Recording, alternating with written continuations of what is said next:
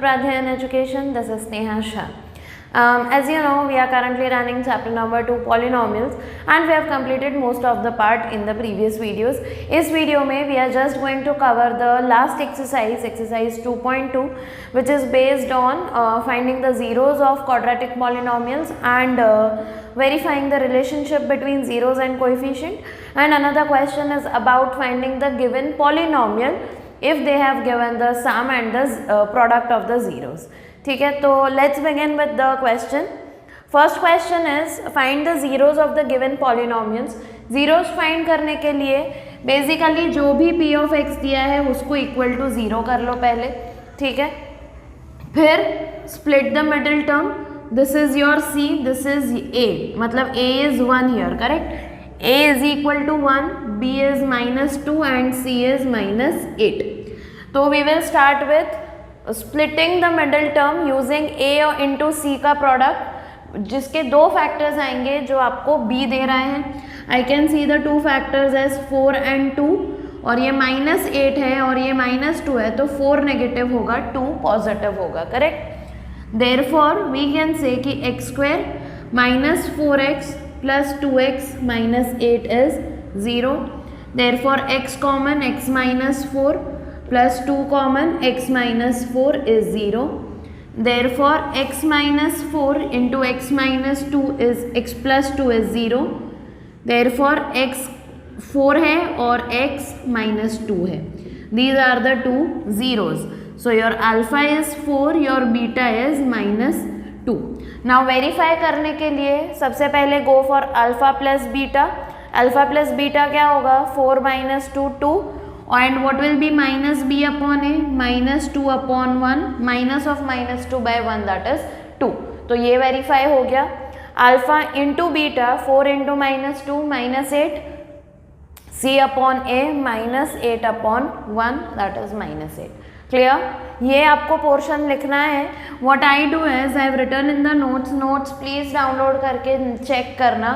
C this is how I have written in the notes की verification आपको कैसे लिखना है.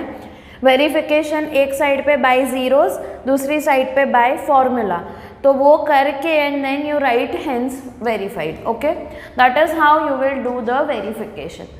Second is 4s² -4s + 1. So your AC is 4 और आपको चाहिए भी 4, तो आपको चाहिए 4. And what will be the factors of 4 that will give you 4 in addition? It is 2 and 2, or sign negative because you need minus here. So it will be 4s² -2s plus 1 is 0, इसको equal to 0 कर दिया. Now here what will be common? 2s will be common, so 2s -1 common, 2s -1 is 0. Therefore 2s -1 into 2s -1 is 0. Therefore s के values आएंगे 1/2 1/2 दो बार. ठीक है, because both the brackets are equal.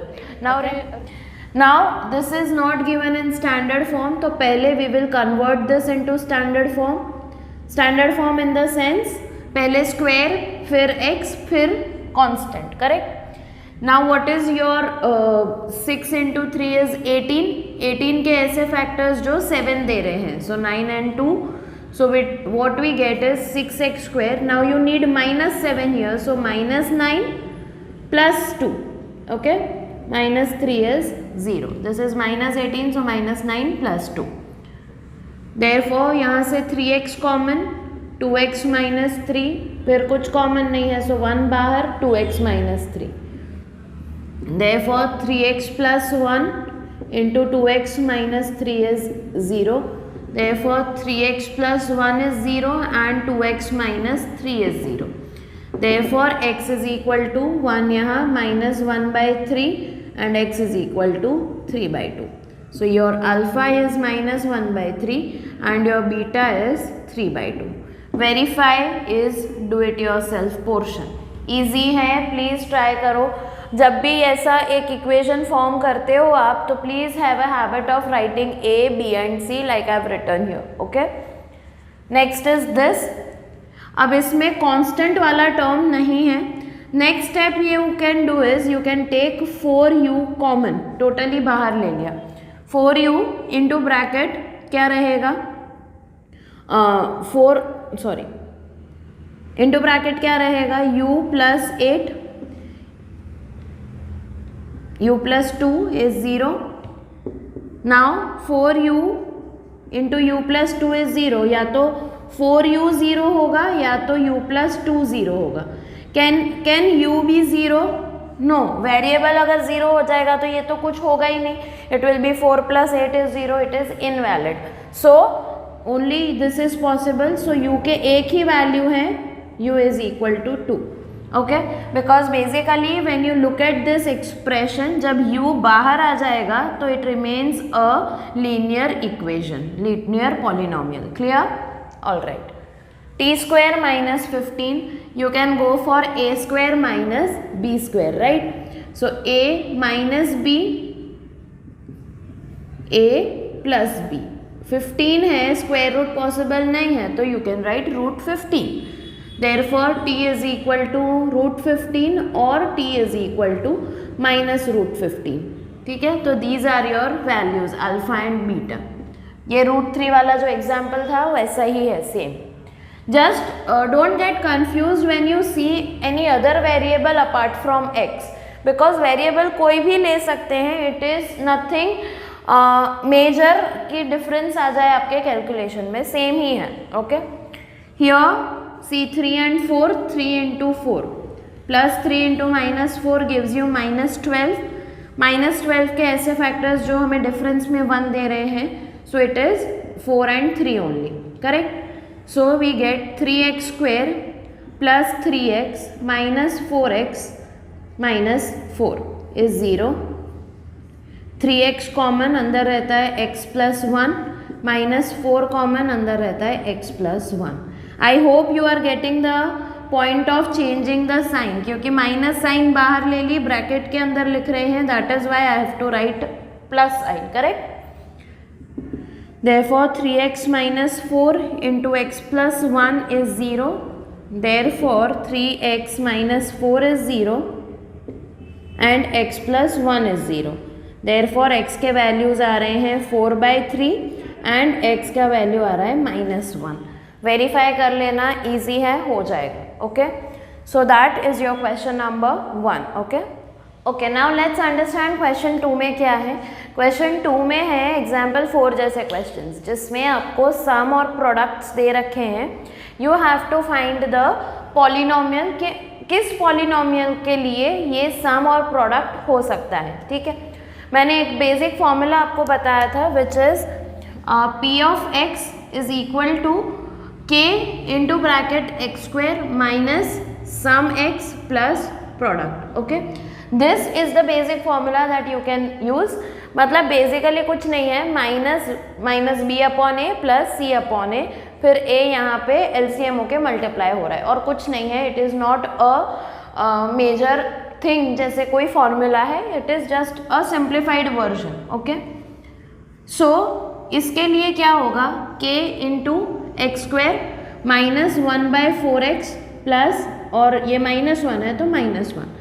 अब क्या करेंगे, जो 4 है वो एलसीएम लेंगे और बाहर लेके उसको k के साथ ही मर्ज कर देंगे. मतलब k इज एनी कांस्टेंट, तो 4 भी उसके साथ मर्ज हो गया. तो क्या होगा, k into bracket 4x square minus x minus 4 whole upon 4. तो ये जो 4 है वो हम बाहर लेके k के साथ ही इंक्लूड कर रहे हैं. k upon 4 is a constant. So we write the final polynomial as this. नीचे का 4 नहीं लिखेंगे, समझ गए. This is not absolutely wrong, but this looks like a standard form. Okay. Second one में sum is given as √2. So p of x होगा आपका x square k into bracket x square minus √2x plus 1/3. Same thing apply करेंगे हम. 3 LCM में जाएगा तो अंदर रहेगा 3x square minus 3√2x plus 1. ये अपॉन में जो 3 था वो k के साथ ही मर्ज हो गया. ठीक है, that is your final polynomial. यहाँ पे सम 0 है, प्रोडक्ट √5 है. So p of x is equal to k into x square. अभी सम ज़ीरो है, मतलब ये जो है वो ज़ीरो है, तो x वाला कोई वैल्यू ही नहीं आएगा, तो it will be directly like this. Understood? So k is equal to x square plus root 5. So polynomial आपका आएगा k into x square plus root 5. That's all. यहाँ पे पॉलिनोमियल क्या आएगा? k x square minus 1x that is x plus 1. That's it, done. है कुछ इसमें? कुछ नहीं है. Simply you have to put up in the formula. यहाँ पे थोड़ा सा शायद डिफिकल्ट लग सकता है बिकॉज और फ्रैक्शन में है. p of x is equal to k x square minus sum x मतलब प्लस 1/4x हो जाएगा, minus of minus 1/4 plus product is 1/4. Okay, so this gives you k whole upon ratio में 4, मतलब denominator में 4 आएगा. 4x square plus x plus 1 upon 4 है, वो k के साथ मर्ज कर लिया है. ठीक है. And the last one, p of x is equal to k x square minus 4x plus 1. This is equal to, that is all, that is all. ये कुछ नहीं है, इसके आगे और कुछ होगा नहीं. So that's all. Okay, so that is your chapter number 2 polynomials. सबसे इजी चैप्टर लगता है मुझे तो पूरे करिकुलम में. फर्स्ट और सेकंड सबसे इजी है. That is the reason we have kept it in the end of the schedule of math mastery series. And this brings us to the end of Math Mastery series of 72 days. That's right. We have completed your entire mathematics curriculum in 72 days, and I think it is extremely ambitious of us and you people that you have dared to watch the videos for 72 days and you have completed the mathematics curriculum completely. NCERT पूरा ख़त्म कर चुके हो आप.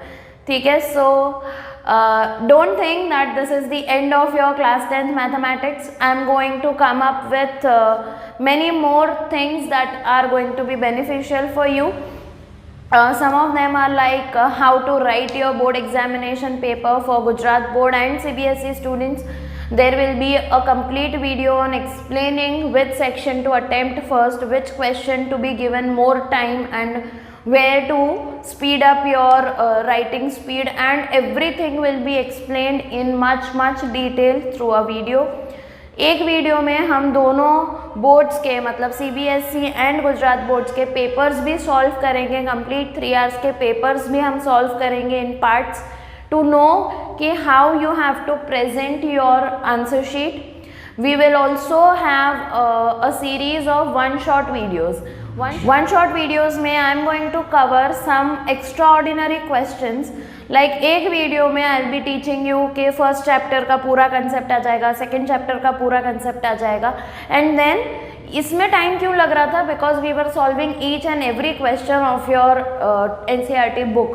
But concept explain करने के videos short होंगे, तो उसके साथ we will cover some extraordinary questions from RD Sharma और फ्रॉम अदर रेफरेंस बुक्स.